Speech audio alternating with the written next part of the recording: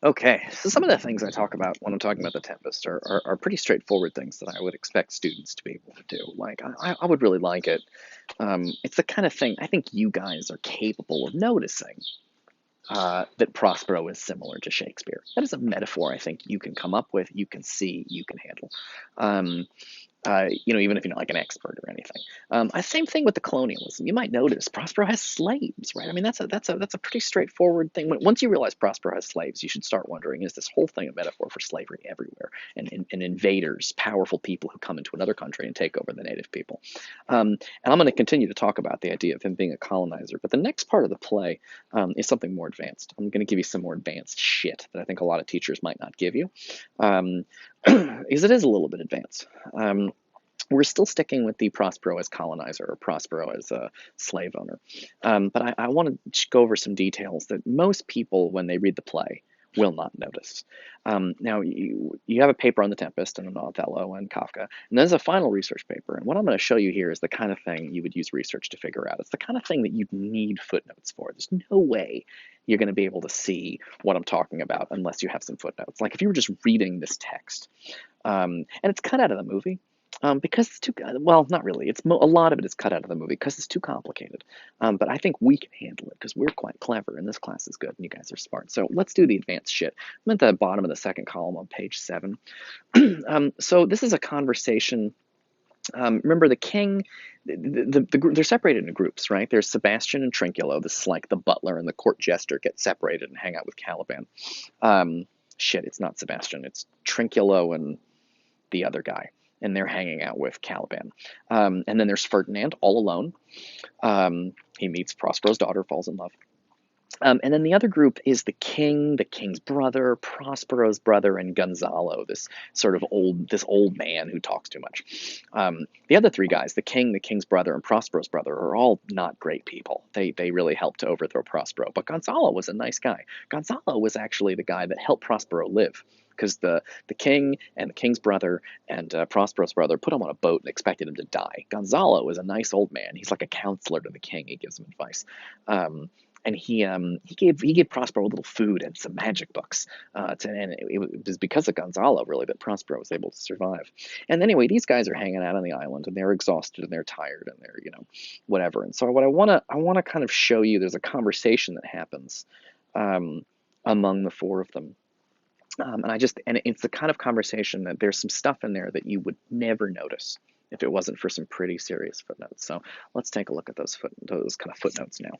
Bottom of page 7. So Gonzalo says, "Methinks our garments are now as fresh as when we put them on first in Afric at the marriage of the king's fair daughter Claribel to the king of Tunis."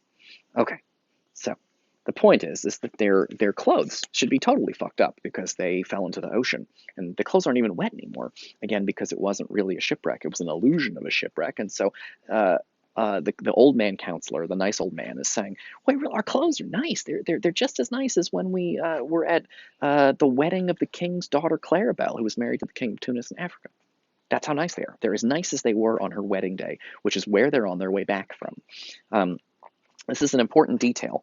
But they were the reason that all these people were on a boat is that they'd sailed from Italy to Africa.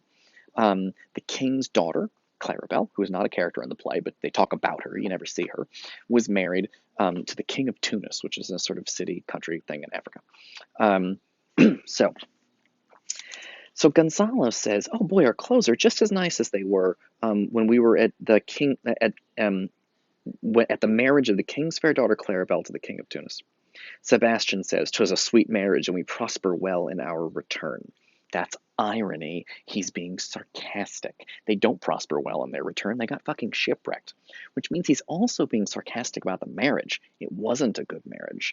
So you have to pick up on, you don't know whether the marriage was good or bad, but you know that they did not prosper well in their return. They got fucking shipwrecked, and they think the king's son is dead. So he's being sarcastic. Irony. Um, Adrian says Tunis was never graced before with such a paragon to their queen, right? That this African country is lucky to have such a beautiful queen as the king's daughter Claribel. And then Gonzalo says, not since Widow Dido's time. And here's where we get into the overly complicated. I probably shouldn't even be teaching you this because it's too advanced, but we're doing it anyway because I fucking feel like it and I really like this play. Who the fuck is Dido? Is going to be your question. Dido is there's a famous poem called the Aeneid by Virgil, and it is a poem from just like 1500 years ago. It's a very, very old poem about the founding of ancient Rome. It is if you've ever heard of Homer's Odyssey and Iliad, those are two of the most famous old poems: the Trojan Horse, the Trojan War, Achilles.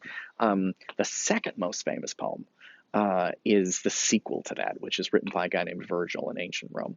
It's about the founding of the ancient Roman Empire.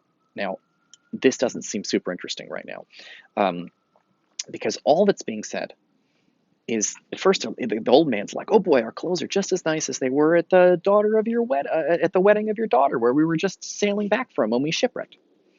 And then one of the guys is sarcastic. "Oh yeah, that went real fucking well."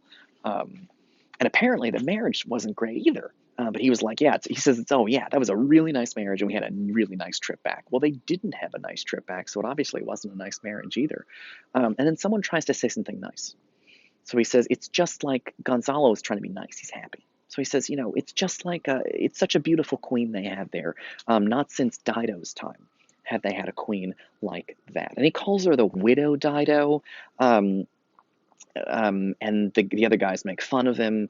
And there's this whole confusing thing here on the top of page 8 that's really requires a lot of footnotes. But they think it's ridiculous that he said widow, because she wasn't technically married to the guy that died. So they make fun of her. Widow, a pox on that. How came widow Dido? What if he had said widower Aeneas too? Good lord. Widow Dido. Make me a study of that. She was of Carthage, not of Tunis. So they start making fun of this reference. But all Gonzalo is saying is that he's trying to say something nice. So he says the king's daughter Claribel is just as beautiful as Dido was. Well, let me tell you a little bit about Dido. Requires a footnote. So in Virgil's Aeneid, which is an ancient poem, that Shakespeare read and these characters have read. It's famous mythology from ancient Roman mythology. Aeneas is fleeing a war. He's running away from his side lost the war and he's running away and he wants to survive. And he's on his way to found a new empire. Aeneas is the hero of the poem, and he is on his way to found a new empire. He is going to create the Roman Empire.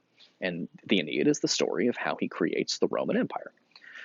On his way, he's leaving Greece. He's on his way to Italy, and he stops in Africa. And he stops in this place called Carthage, and he meets Dido. Dido is a beautiful sort of single queen there, and they fall in love, and they have sex, and they're deeply in love. And then she's like, "Stay, I love you," and he's like, "No, I can't." He's like, "I gotta go found an empire. I gotta go," and he leaves her. And she's so miserable that he leaves her to go found his empire that she kills herself. I think she sets herself on fire. So it's a sad story, but what I want you to notice for right now is that the Aeneid is the story of a guy who is sailing to a country that is not his country, where he is going to fight a bunch of natives and found an empire. That's an interesting, you see how that is like a metaphor for what Prospero's up to? Where he leaves his country, Italy, and founds this little community on an island, and he enslaves the natives. Something similar happens to Aeneas, where he is on his way to found an empire. And the widow Dido, he's a character that he meets and falls in love with, but he can't stay with her because he's got to go to another country and destroy a bunch of native people and take over. It's an important moment. I have a lot more to say about it, but it's an important moment in the play. Because you can see that it's a metaphor, because the situation of Aeneas leaving his home country and traveling to a new country to just defeat barbarians and have a new country is very similar to Prospero, who leaves his country and founds a society on the island. Also notice Aeneas is traveling to Italy to found a society. Prospero travels from Italy to found this little society. And I'll pick it. Oh, and the king's daughter was married in Tunis. Tunis is the new name what used to be Carthage, which is where Dido's from. So it's again in both modern day and ancient. So these guys were in the place where Dido is from. And just like the king's daughter, she fell. She's sort of was with Aeneas, just like she was with Aeneas. The king's daughter is married to the king of Tunis. Okay, yeah, pick it up next video.